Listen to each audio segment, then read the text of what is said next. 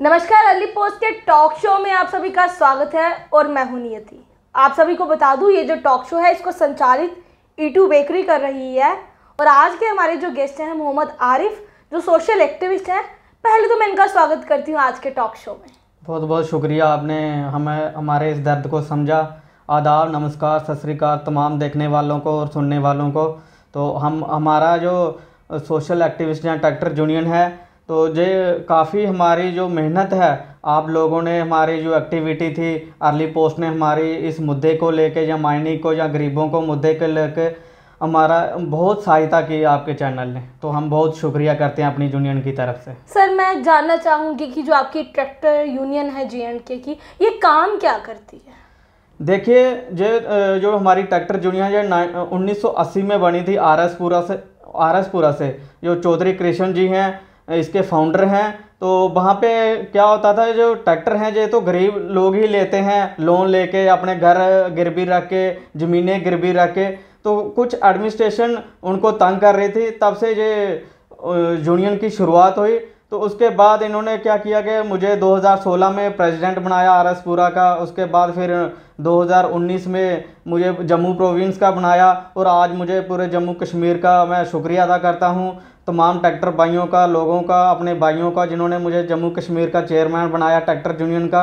हम 2016 से इसको चला रहे हैं कि इसलिए चला रहे हैं कि जो गरीब लोग हैं, माइनिंग के ऊपर एडमिनिस्ट्रेशन ने बैन लगा दिया, स्टे लगा दिया कुछ लोगों ने। तो उसकी वजह से काफ़ी दिक्कतें जो भूखमरी की कगार पर हमारे लोग गरीब आ गए। इससे ज़्यादा नुकसान जो गरीब तबके को हुआ है। तो हम इसी प्रयास में लगे हुए हैं कि आखिर हमें इतने बड़ी डेमोक्रेटिक प्रोसेस में रहते हैं, तो हमारे जो गरीब गुरबा लोग हैं वो टैक्स भी देते हैं, हर चीज़ करते हैं।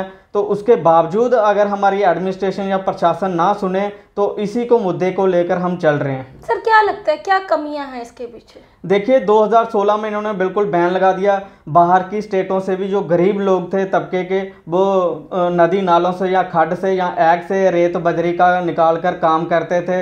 वो ट्रैक्टर में, ट्राली में लोड करते थे या टिप्पर में। उसके बाद जो ट्रैक्टर वाला वो किसी गरीब जो होता था वो अपने आराम से मकान बनाने की सोचता था, लेकिन एडमिनिस्ट्रेशन के ऐसे कुछ कानून लाए, ऐसा सिस्टम लाया कि आज वो गरीब अपना कमरा बनाने की ज़रूरत नहीं कर पाता। उसी मुद्दे को लेकर बार बार एडमिनिस्ट्रेशन और प्रशासन, हमारा डिपार्टमेंट जो है, वो लगातार ट्रैक्टर भाइयों को, हमारे को हरासमेंट करने लगे। बोलते हैं जी बैन है, लेकिन हमें कोई समझ नहीं आ रहा है ये बैन क्यों बैन लगाया। करने का रीज़न है क्या?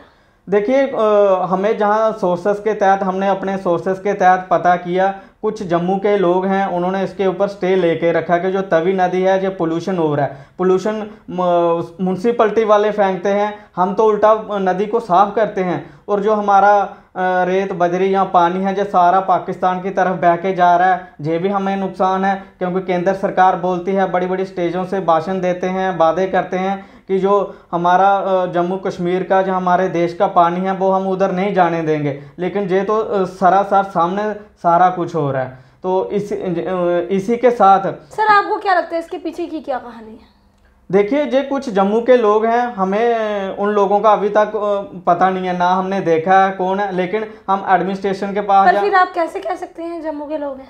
देखिए, मैंने अपने कोर्ट से कुछ डॉक्यूमेंट सोर्सेस के तहत निकाले, उसमें देखे हमने, उसमें है हमारे पास कोर्ट के जो डॉक्यूमेंट है वो हमारे पास हैं। लेकिन जो हमारा माइनिंग डिपार्टमेंट है या एडमिनिस्ट्रेशन है, वो गरीबों को बिल्कुल ध्यान नहीं दे रही है। वो बड़े बड़े रसूखदार लोगों को ज़्यादा तरजीह दे रही है, उन्हीं के डंपर चल रहे हैं, क्रशर चल रहे हैं। लेकिन उससे भी हमें फ़ायदा है। हम चाहते हैं कि अगर वो डंपर चल सकता है, टिप्पर चल सकता है, क्रशर चल सकता है, लुक प्लांट चल रहा है, इनके फिर जो गवर्नमेंट के कॉन्ट्रैक्टर हैं वो चल रहे हैं, गवर्नमेंट की जो काम है सरकारी वो भी चल रहे हैं। लेकिन जब आ जाके ये ट्रैक्टर वालों को हरासमेंट करते हैं, ट्रैक्टर वालों को पकड़ते हैं, ये माफिया हैं।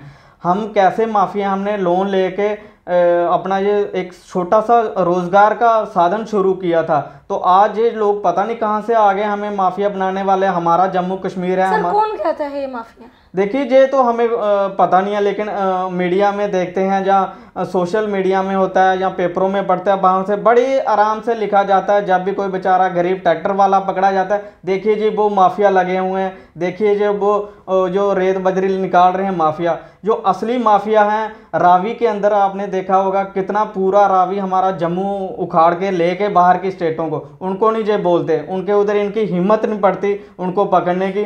आज आके हमारे जो क्या वजह है सर उसके पीछे, क्यों उनको नहीं पकड़ते और आपको? देखिए वो रसूखदार लोग हैं, बड़े लोग हैं, पैसे वाले हैं, पहुंच वाले हैं। हम हैं गरीब तबके के लोग, हमारी कहीं सुनवाई नहीं हो रही, इसलिए हमें यूनियन बनाने की मतलब आपका कहना ये है कि गरीब लोगों की सुनवाई नहीं होती है, पैसे वालों की सुनवाई होती है? बिल्कुल है जी। आप रोज देखते हो, आप भी आपके चैनल ने भी कई बार लाइव जाके नदी नालों के ऊपर देखा होगा कि माइनिंग के मुद्दे को लेकर लाइव टेलीकास्ट किया, तो इसी को लेकर हम जो चल रहे हैं। सर क्या लगता है आगे आने वाले दिनों में आप क्या करेंगे इसके लिए? देखिए आने वाले दिनों में हम शायद दिल्ली में अपने जो हमारे गृह मंत्री हैं, जहां उसे जो इस रिलेटिव जो डिपार्टमेंट है उनसे भी मिलने की कोशिश करेंगे।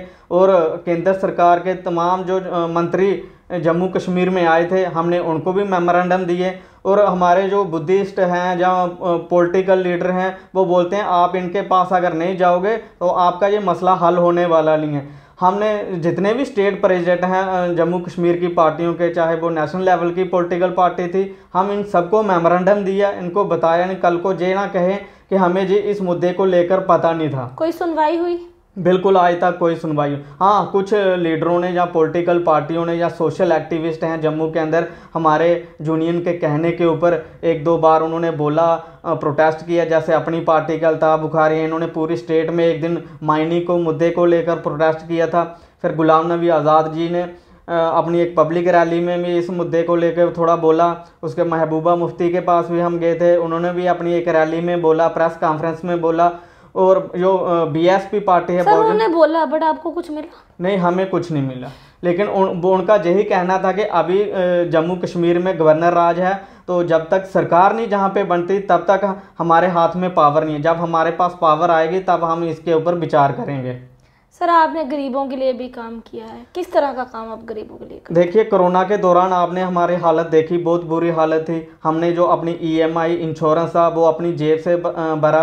जो हमारी सेविंग हमने अपने घरों में बचा के रखी थी, उससे पैसा निकालकर हमने इंश्योरेंस और ईएमआई भरी। उसके दौरान भी हमने कोरोना के दौरान हमने एक प्रेस नोट निकाला, उसमें जो नंबर थे हेल्पलाइन निकाले।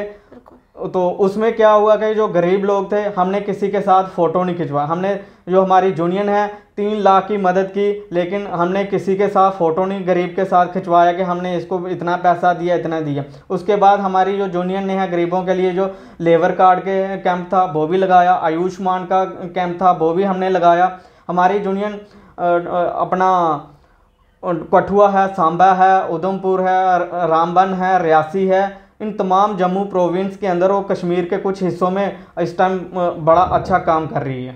सर आने वाले दिनों में और नया क्या करके दिखाएंगे, क्योंकि जो नहीं हुआ है वो करने की ज़रूरत है? देखिए हम लगातार इसी मुद्दे को लेकर प्रयास करेंगे और चलते रहेंगे आने वाले दिनों में। अभी जो किसान बहुत अपनी फसल कटाई में बिजी है, अभी तो हम 2-3 महीने जब तक बरसात या जो धान की फसल है नहीं लग जाती तब तक हम कुछ नहीं करते, क्योंकि अब अपने खेतों में हम अपना काम करते हैं, रोज़गार का भी, परिवार भी हमने चलाना है, पालना है, बूढ़े माँ बाप की दवाई दारू भी करनी है।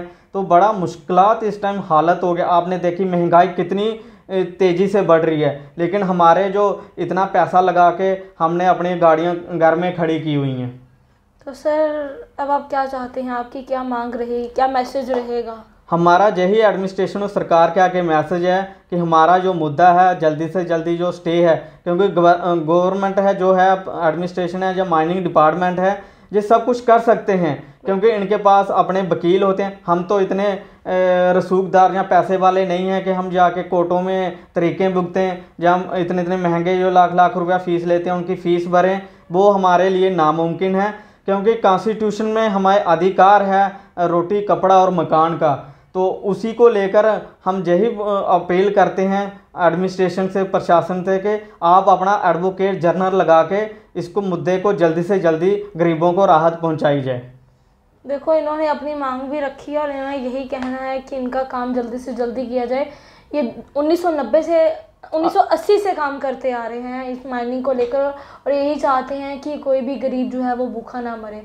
सर, बहुत अच्छा लगा आज आपसे बातचीत करके, क्योंकि आपने अपनी बात को आगे रखा और आप लोगों के लिए काम करते हैं। मैं चाहूँगी ऐसे ही आप लोगों के लिए काम करते रहे। अरे, आप लोग भी अगर किसी के लिए काम करना चाहते हैं, अगर आपके पास है ऐसा कुछ, लगता है कि हमें गरीबों की मदद करनी है, तो ज़रूर बढ़कर आगे आएँ, उनके लिए काम करें, क्योंकि हम लोग ही हैं जो अपनों के लिए सोचेंगे, वो भी अपने ही हैं। अगर एक देश में रहते हैं तो वो अपने ही कहलाए जाते हैं। ऐसे और नए टॉक शो के लिए बने रहें अली पोस्ट के साथ। नमस्कार।